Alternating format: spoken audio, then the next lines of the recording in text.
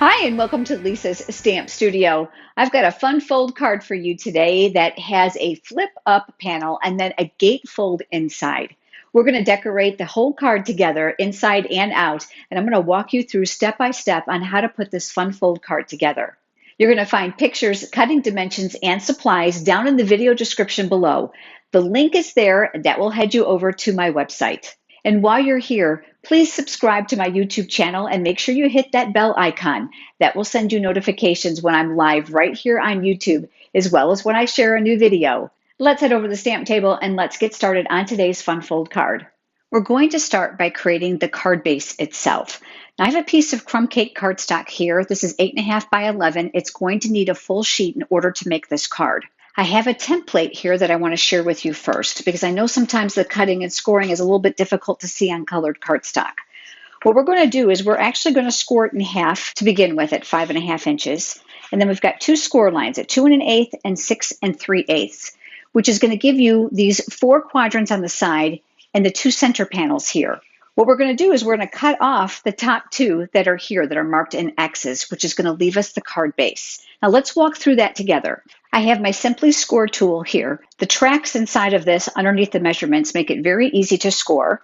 It includes a dual-ended stylus tool, and there are also 3 place markers that you can actually indicate in the holes here by the measurements. Wonderful if you're doing repeated cards. We're going to start using the cardstock in the long fashion. So this is the 11-inch side, and I'm going to come up here against the ledge so it's nice and straight, and the halfway mark is at 5.5 inches. What I like to do is I like to take my stylus tool and trace out that little track right underneath my measurement to make sure I have it in the right place, and then we're going to score right down that track. Then we're going to turn this. So now this is the 8.5-inch side. We're going to line it up here against the top and the side. And the first score mark is going to be at 2 1/8 inch, which is that small mark here between the 2 and the quarter. Again, I'm tracing down that little track, and I'm going to come all the way down and create the score line. The last score line is 6 3/8. So here's the 6-inch mark right here. And then the 1, 2, and 3. You're going to count a total of 3 lines, which is 3/8. Again, going down that scoring track so I'm in the right position, and then we'll score. I'm going to crease this just slightly so that you can see those score lines a little bit better. So we've got those 2 quadrants up here, and then 2 more quadrants down here. These are the 2 that we're going to cut away. I have my Stampin' trimmer here, which I absolutely love because it includes a scoring blade and a cutting blade. Now you might be wondering why I didn't use the scoring blade for this, and it's simply because this arm here extends. And at the extension, the 6 3/8 is not clearly marked for me, so I prefer my scoring board for that. I'm going to move this scoring blade up and out of the way. The cutting blade will navigate all the way to the bottom so that it's not here on the cutting track. This black area right here is where the blade travels, regardless if you're cutting or scoring. Now keep in mind, we are going to cut away this rectangle that's right here. I'm going to line up my cardstock along the top edge here. What I'm looking to do though is I'm looking to navigate to make sure that that score line is going to fall inside the cutting track. Once I have it properly aligned with the track door open, I'm going to bring my blade up, and I'm going to position it here where the cardstock folds meet. Now I know that's going to be very difficult to see in the video, but I wanted to teach you this because here on the cutter, there's an actual line that indicates where it's going to cut. And I can see it visually here, although you might not be able to see it in the video. I'm going to make sure that my cutting blade with the line here that's inside the trimmer blade is aligned with the scoring line on my cardstock. Because this guide is clear, it's very easy to see. Once I have it in place, I've gone ahead and I've closed the track, and we are going to slice up. You're going to see now that that has cut away this panel. Now I'm going to come over to this side, and I'm going to do the exact same thing. That now has left us these 2 cut lines. We're going to turn it now, and it's just a matter of connecting. So we're going to do the exact same thing by lining this up, and we're going to cut to here. And again, you can see through this clear track so that you're able to stop the blade when it aligns to this area. You can certainly use your scissors for this. I just prefer to use my trimmer because I'm going to get a nice straight line. Let me show you how the card comes together. You're going to crease on those score lines here on the side, and you're going to turn those to the inside, which is what we call a gatefold. I'm going to use my bone folder to make sure I have nice crisp edges here. Once the gatefold has been made, this top panel is going to come down to meet it. And I'm just going to go over that with my bone folder as well to make sure that everything lines up perfectly. Now let's go ahead and decorate it, and I can talk you through the assembly process. I have a piece of thick Whisper White cardstock here, and I've used the adorable stamp set called Press On. I just thought this was so appropriate for a friend's birthday that's coming up. She's a huge coffee lover. I have the coffee cup image here, and I'll be using my Memento Black ink pad. I'm going to be using this because I'm going to be coloring in my image using alcohol-based Stampin' Blends markers. Once the image is inked, I'm going to go ahead and stamp it here in the bottom center.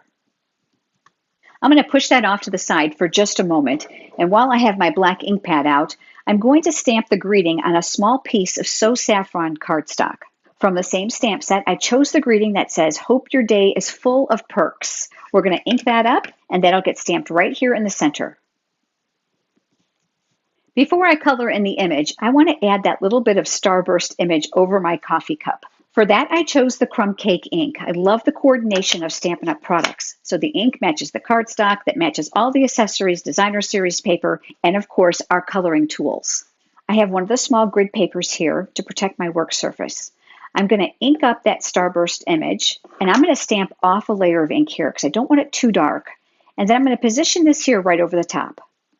The next step is to color in the image. Now I have one that's already finished for you, but for those of you that are new, I wanted to share with you how you can use the Stampin' Blends alcohol-based markers. They come in a combination of a light and a dark of the same shade, and they provide flawless coverage. They are dual-ended, so you can choose either the chisel tip or the brush tip, depending on the area that you're coloring. I like to start with the lightest color first. And since this is a relatively small area that I'm going to color in and shade for you, I'm going to use the chisel tip. You're going to use this just like you would any other marker, and you're going to color in the area that you want. Now, unlike a dye-based marker, the alcohol-based markers are going to leave no streaking behind. If you've used a dye-based marker before, you'll notice that if you repeat an area, you'll have like an area that's darker than another area. The alcohol will need a few seconds for it to evaporate from the cardstock in order to lay down the next color, which is the darkest shade, to provide some shading to the image. Some of the stamp sets actually have definition lines in the image, and those are a great place for you to lay the darker colors. You can see this image does not have that. So I'm going to use my dark color all on one side for my entire image, and I'm going to pick this side. So I'm going to add some dark here at the bottom, and I'm just going to kind of stretch it out and make it thinner as I go up. And that's going to provide a little bit of shading right there. Just like before, you'll want to wait a few seconds for that alcohol to evaporate.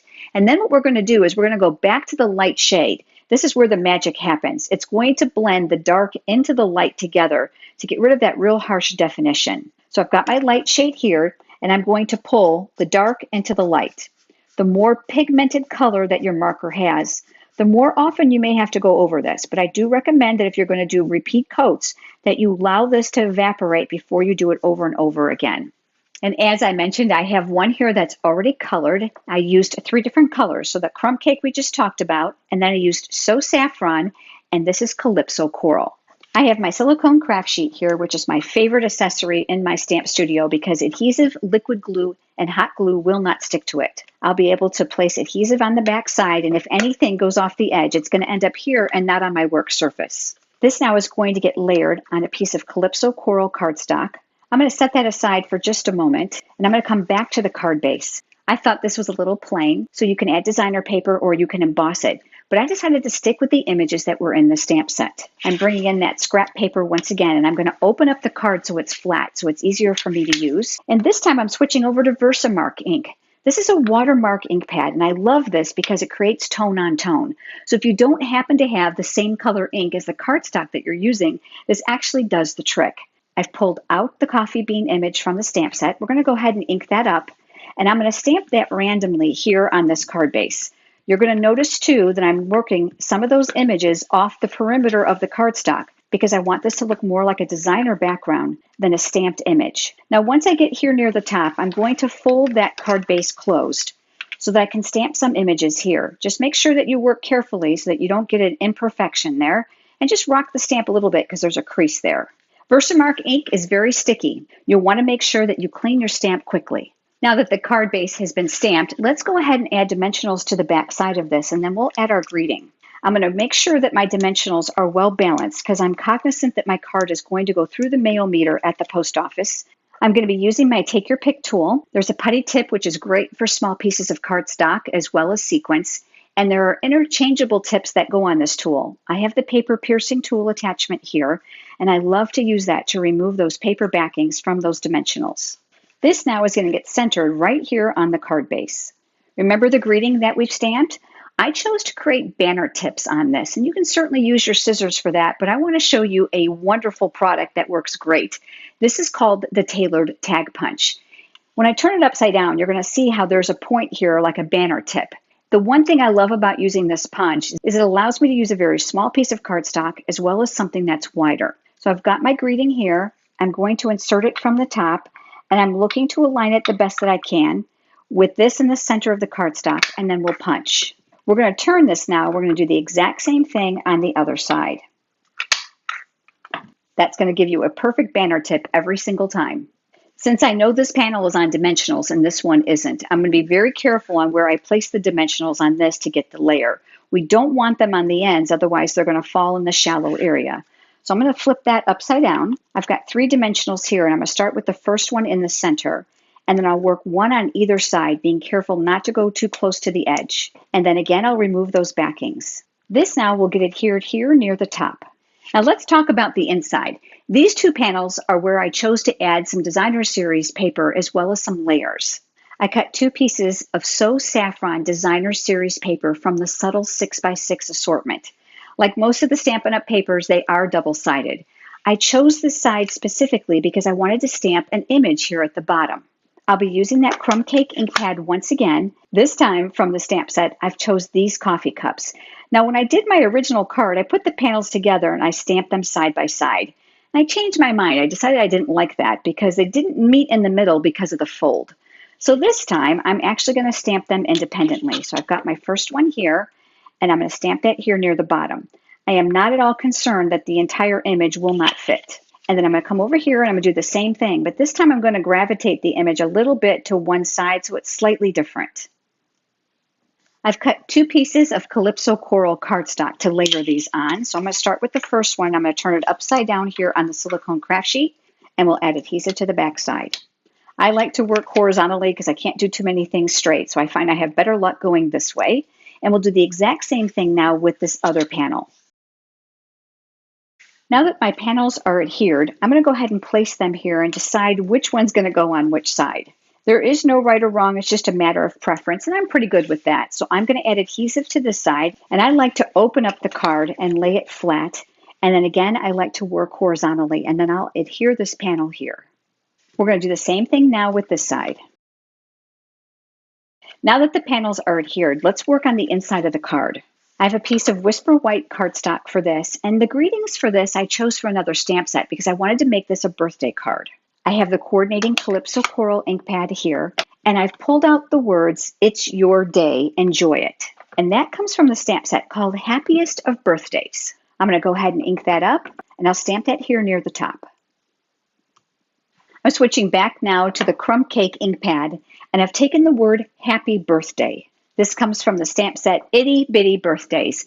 Mix and match with what you have at home to get custom greetings and sentiments for the inside of your card. And that's going to get stamped here. We'll go ahead and add adhesive to the back side. This now is going to go on the inside layer of this card. When you're finished, the panels will come to the inside and the top of your card will come down. Isn't this adorable? You'll be able to find the press-on stamp set in the Stampin' Up! Mini catalog. And if you don't already have a demonstrator and you are interested in receiving a copy, you can head over to lisasstampstudio.com and click on catalogs where you can request one there. If you have enjoyed today's Fun Fold card, would you please leave a thumbs up here on YouTube? It's a like. It certainly helps. And I look forward to having you join me next time. Have a great day.